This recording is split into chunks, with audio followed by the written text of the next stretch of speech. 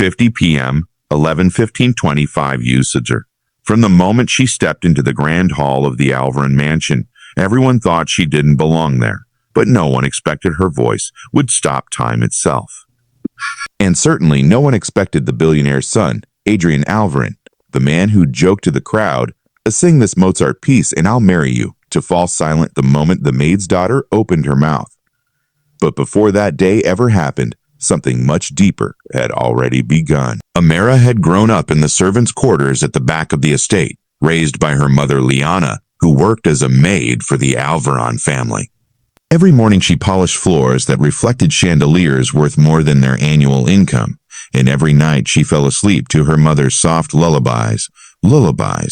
2:41 p.m., 11/16/2025 Yusuf. The dinner rush exploded through the cramped diner, the fluorescent lights flickering above a girl who looked far too gentle to be working in a place that smelled of burnt coffee and exhaustion.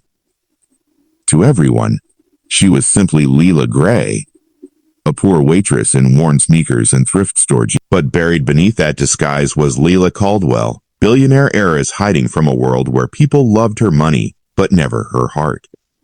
She had taken this job to experience life without privilege, to meet someone who saw her as human, not as an inheritance. Yet the world had shown her more cruelty here than she had ever known in mansions and yachts.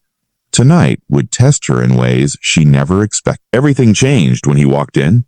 Evan Brooks, a mural artist, with paint-stained fingers, tired eyes, and a gentleness that didn't match his worn clothes, sat quietly in the smallest booth.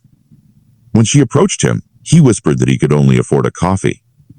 Something in the honesty of his voice tugged at her, and she brought him not only the coffee but a slice of pie she pretended had accidentally landed in his booth.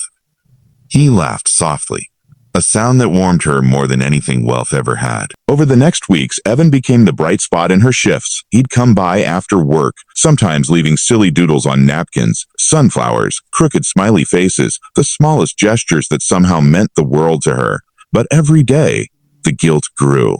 She was falling for him, and he didn't know who she really was. One Saturday, the truth about Cruelty hit hard. The diner was packed. Lila rushed between tables when Mr. Randall, a regular known for his rudeness, snapped his fingers and berated her loudly. "You girls like you aren't good for anything but smiling," he sneered before shoving a plate toward her. Hot gravy splashed across her clothes. The manager rushed over, not to defend her, but to scold her. "Lila, you caused a scene again." She opened her mouth to speak, but a voice cut sharply through the room.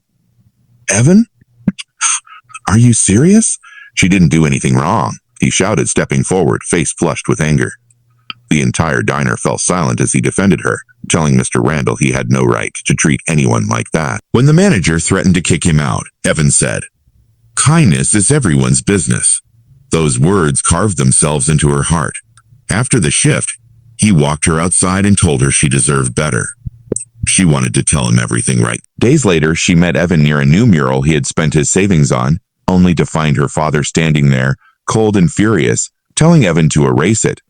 Richard Caldwell, her powerful billionaire father, saw Evan as nothing but a stain on property he owned. "Erase it," her father demanded. Evan's face fell. "I didn't know this belonged to anyone. I just wanted to make something beautiful." When Lila stepped in, her father froze at the sight of her in waitress clothes. Evan looked between them, realization dawned. "Wait, you two know each other?" In a trembling voice, Lila admitted the truth. "My real name is Leela Caldwell." Evan's shock was immediate, followed by hurt. "So everything was a lie?" "My feelings weren't," she whispered. Her father ordered her to come home and leave Evan behind. "He's beneath you," he said coldly. Evan dropped his gaze, shame washing over him, but Lila finally stood tall. "No," she said. "He's above everything this world has taught me to fear." Evan didn't answer that day. He walked away, needing time. Weeks passed in silence. She feared she had lost him forever. Then one rainy afternoon, stepping out of Caldwell headquarters, she froze. Across the street was a mural, a breathtaking painting of her in her diner apron, holding a warm cup of coffee, surrounded by radiant sunflowers made of golden light. Painted beneath it were the words, "I saw you before I knew you, and I still do." Her breath caught. Tears blurred her vision. Evan stepped out from behind the wall, soaked from the rain, holding 2 cups of hot chocolate. I'm sorry it took me time. I needed to understand what scared me more, your lie, or the fact that I still cared anyway. She laughed through tears. And I realized money builds walls, but it can't stop something real. He took her trembling hand. If you want, we can write a story that doesn't care about last name. Lila stepped closer, heart full. I want that. And for the first time, she felt seen, not as an heiress, not as a disguise, but as a human being, worthy of love.